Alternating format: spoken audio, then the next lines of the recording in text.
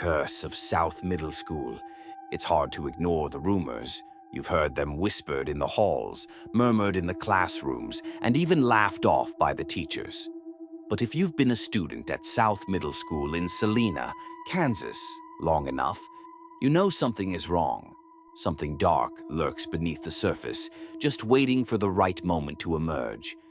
The school sits quietly in the heart of Salina, its faded brick walls and worn-out floors telling stories of the past. But beneath the school's history lies a secret, a curse that has been there for longer than anyone can remember. The land on which South Middle School was built? It wasn't always a school. It wasn't always a place where children learned. No, this land was once the site of something far darker. Years ago, before the school even existed, this land was home to a small farming community. But it wasn't the type of community that thrived. Strange things happened there. Cattle went missing, crops never grew right, and people started disappearing. There were rumors of an ancient burial ground, and those who lived near it spoke in hushed tones about a curse. But when the town was abandoned and the land was sold to build the school, the curse didn't stay behind. It followed the land. Over the years, odd events began to happen. It wasn't just the usual spooky stuff. There was something far worse. Students started acting strange. They'd get these blank looks in their eyes and do things no one could explain. Some would act out violently. Others would simply zone out and disappear for hours. Teachers who'd been at South Middle School for years started to notice it too. Something was wrong, something that couldn't be explained.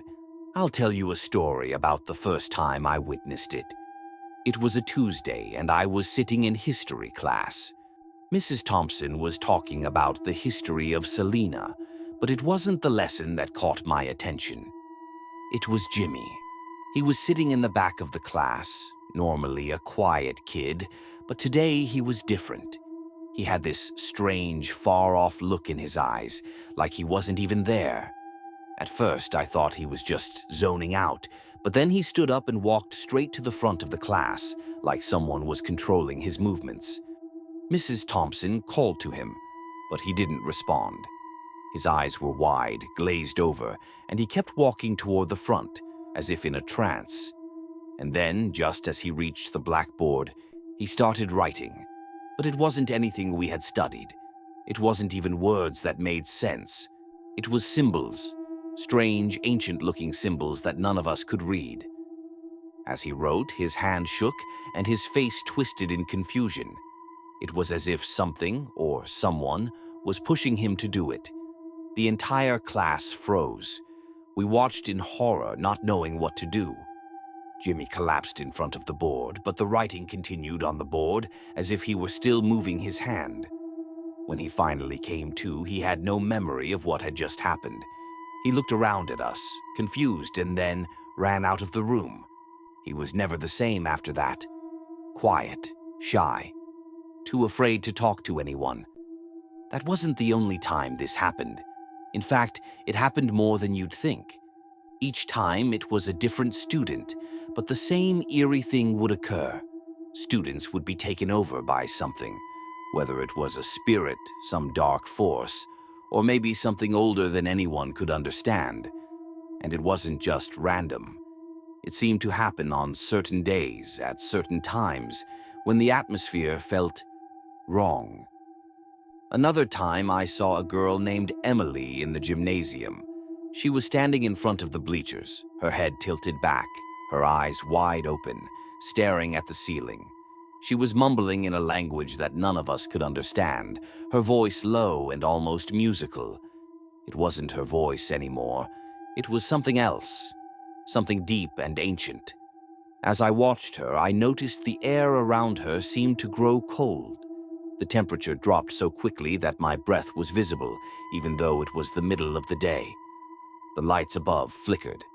And then, as quickly as it started, Emily collapsed and the temperature returned to normal. She woke up in a daze, asking what happened, but no one had an answer. The truth is, these events were happening more and more frequently. And the teachers, they were starting to get scared. They tried to brush it off, say it was just a coincidence. But deep down, they knew. They knew that something dark was happening at South Middle School, something tied to the very land beneath their feet. And then, one day, it happened to me. I was walking down the hallway between classes when I felt it. The sudden shift in the air, like everything around me was holding its breath. I tried to shake it off, but then I saw it. A shadow moving on its own along the lockers. I turned to follow it, but as soon as I did, it vanished into thin air. I started to feel lightheaded. My feet seemed to drag, and I could barely keep my balance. The hallways started to look strange, like they were stretching on forever, and the sounds of the school became muffled. I tried to call out for help, but the words wouldn't come. I felt like I was being pulled somewhere dark. But just as quickly as it had come, it was gone.